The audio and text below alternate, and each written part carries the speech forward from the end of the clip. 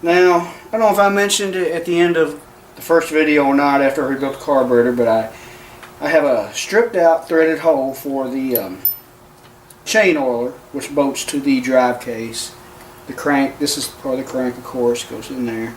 But I tried filling it with JB weld and drilling it and retapping it with the original thread, which was an 832, and JB weld did not hold. So I'm going to go up one size to a 1032 thread, which is actually a 3/16 fine thread is what it is. So I'm going to run this tap down in there, and hopefully there is enough metal. You know, here's a 3/16 bolt, which is way too long. I'm going to cut it off if this works. And I will probably have to, yes, I'm going to have to drill this clearance hole out a little bit bigger so that this bolt will fall through here on the oiler. So that means if I ever replace that, I got to do that to the new one too. But at least my drive case will work. Really not that big of a deal to do. And I didn't even put any oil on this tap. Normally I would for a harder metal or steel, but this is either aluminum or pot metal. I'm not sure. Probably pot. It might be aluminum. Probably pot metal. But I felt that tap bottom out. I snugged it down pretty good, not too hard. So it means we should hopefully have plenty of meat in there for some threads with that bigger screw. I'll cover up these oil holes with my fingers.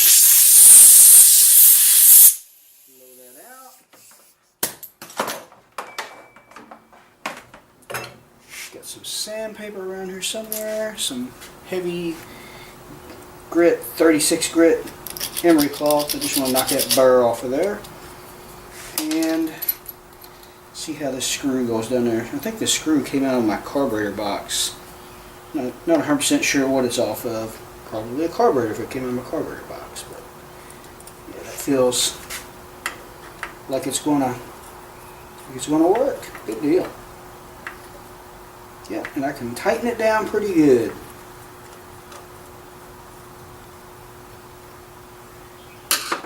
So now I gotta find a 3/16 drill or slightly bigger. Not too much bigger. Just a 64th or a 32nd over would do, so that this bolt will fall in there. Dangerous to do, I know.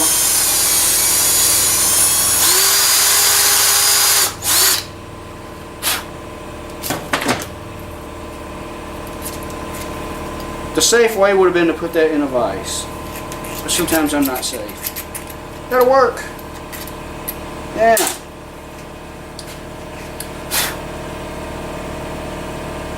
Let's go ahead and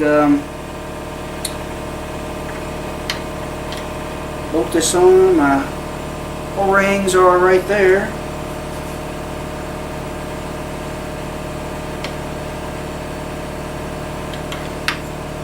Just making sure I got everything in order. Wait a minute, I need to put, I think this right here is kind of like a worm gear.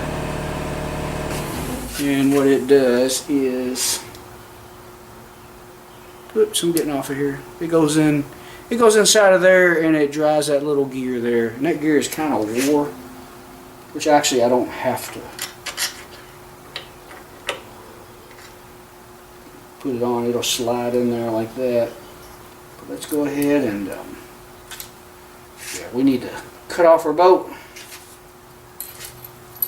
I'm going to have to take this out of the vise anyway.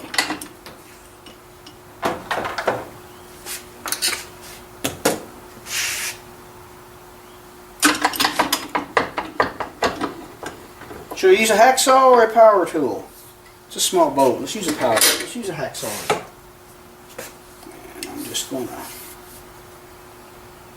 eyeball that length up. This isn't rocket science, is it? I hope not. Okay, bolt's cut to length. Now we're going to make sure everything works.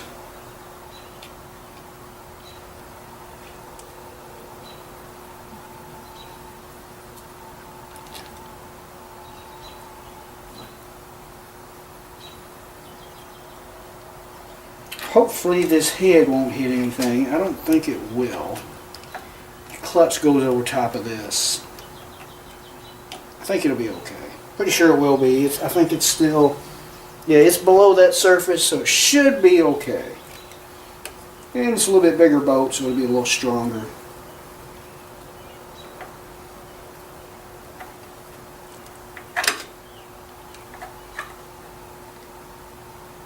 Alright.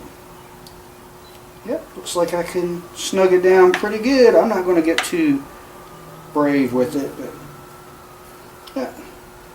Actually, I'm getting kind of brave with it. Snug it down pretty tight, no problems. And really there's enough room. If the 1032 or 3/16 fine thread did not work, we can always go with a 1/4 inch fine or coarse thread. So there's that. Crank still turns. Alright.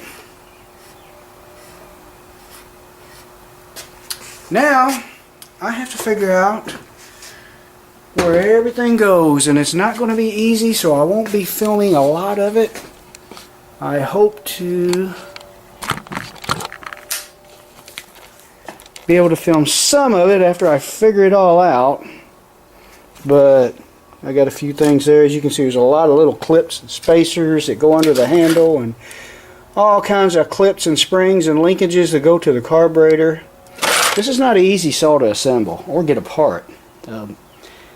So we're going to try to figure everything out, and I'm going to try to film some of it. But we'll definitely try to get this when we get it running. We'll film that once it gets started up. So here we go.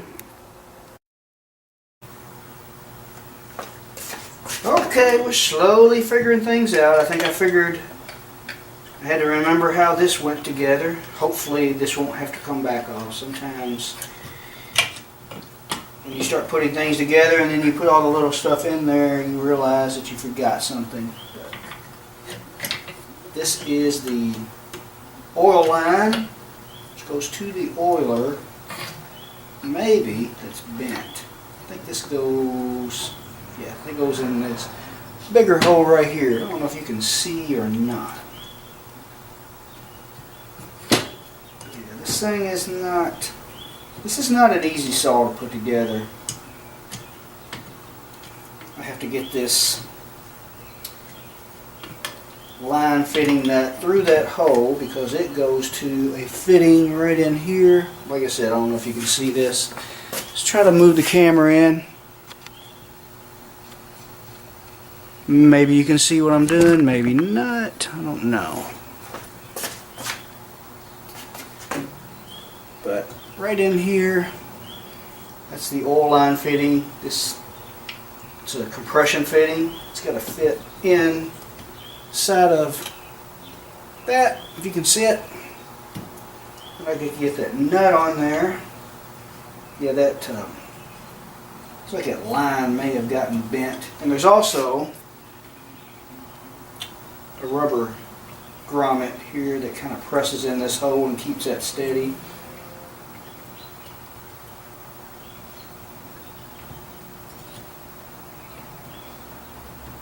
Really, before I put, there's two screws that hold this together here, and that seals the what they call the carburetor box to this part of the intake of the actual engine. There's also a little plastic intake for the carburetor that goes on top of that. So I need to get this fitting on there, which is not going to be easy, so I'm not going to do it on film. It's going to take too much camera time, but you get a general idea of how it starts to go together. Got to get that fitting on there first so that I can line up my boat hose, and I also need to work that rubber plug, which it's kind of like a seal. It keeps all the dirt out of the carburetor box. So let me do that.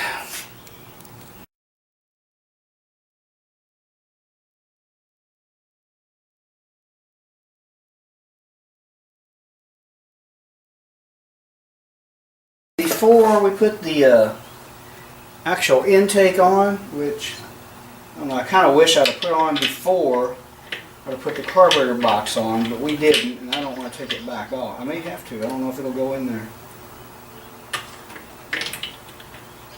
See if it goes in there. No, it does not. Yes, it does. Okay, I was hanging on the linkage. Cool. I did not want to take that back off. Got a new gasket right here. It goes on the surface. Before we put the intake in it, this is what they call a reed valve. Got to be very careful with it. These 4 metal plates will fly off. They are flexible. This rubber seal holds them on, so. But it's got to go in there first. And it goes this way. Sticks in that hole. Like I said, got to be careful that your little metal plates don't fall off. Make sure it goes in there flat. And I don't believe any gasket goes under it. It didn't have one. And now we put our gasket in.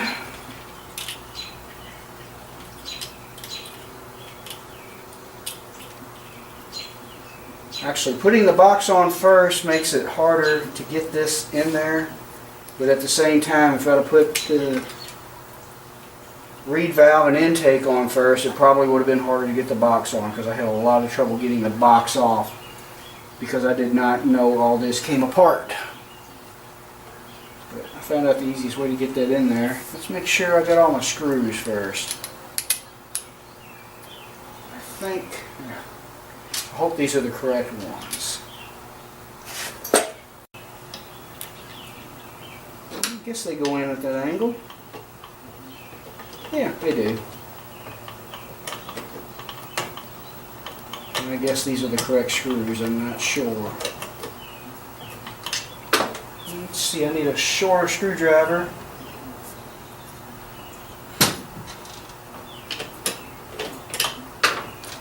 Yeah, that screwdriver is not going to work. I'm going to find me another tool to screw these all the way in. Like I said, maybe I should have done these before I put the carburetor box on, but I'm not taking it back off if I don't have to. I'm sure I can find the right tool to do this.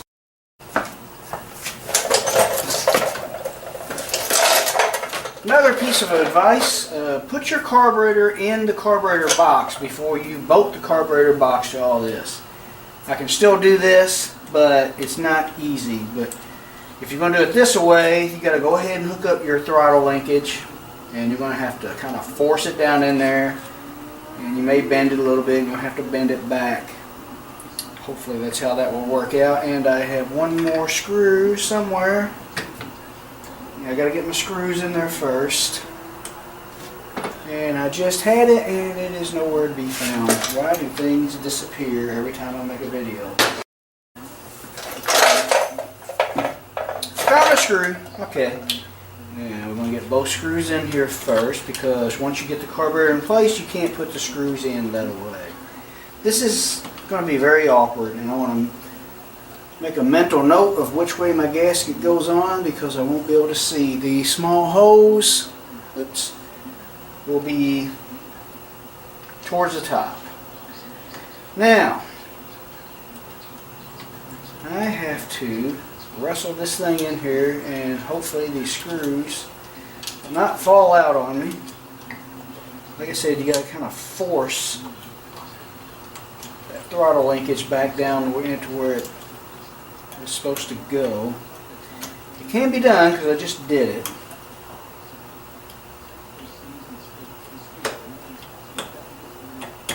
It's kind of flexible. It's a pretty stout piece of linkage, so not too easy to destroy. Okay, now it's in place. Now we gotta get our gasket in here. Hopefully, okay, we got one screw through the gasket.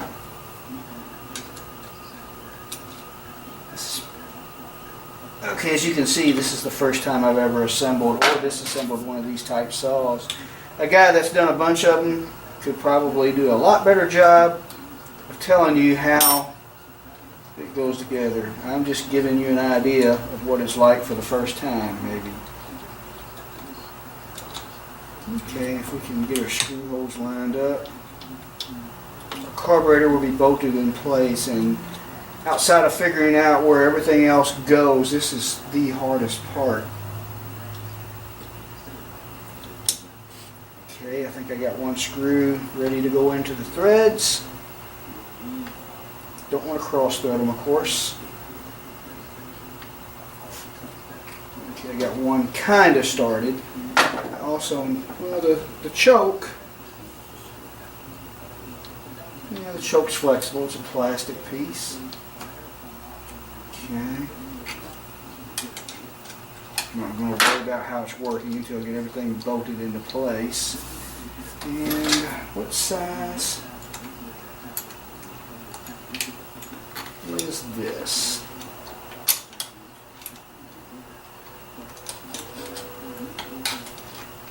It's a 3/8, 5/16. I should have checked that before I got all that inside of there. But I'm going to have to stand up. See if I can't get started with my fingers. Another tip. See the adjustment screws? Take these rubber plugs out. They press into the side there. That's what I like about this little saw. Everything's sealed off from the dirt. But take them out before you put this carburetor back in this way, because it just makes it easier to move things around. And I can stick them right back in when I get everything bolted into place. Okay, that screw there is acting like it's maybe cross-threaded. Let's see how it feels. Don't want to force it.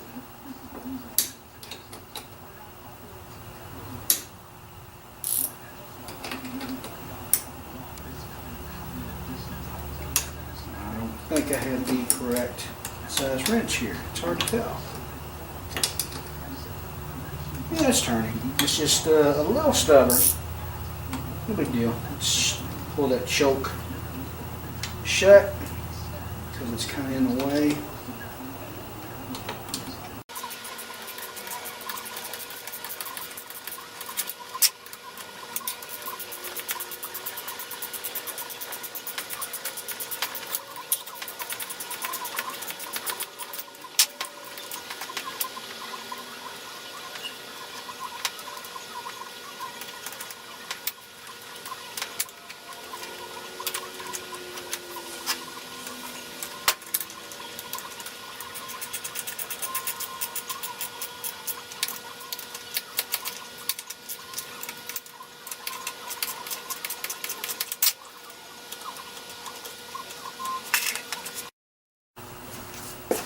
Okay, we got it snugged into place. Looks like the throttle linkage works okay. That kind of stuck. Now that's because I had the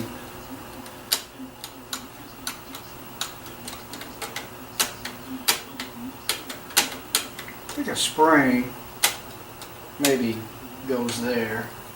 Not sure yet, but yeah, okay. For one thing, I had this loose still.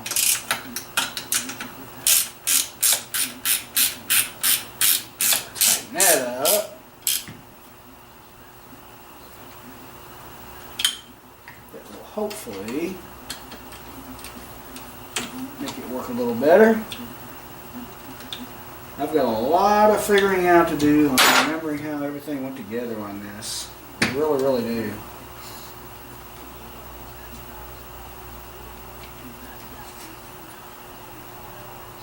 Yes, indeed I do.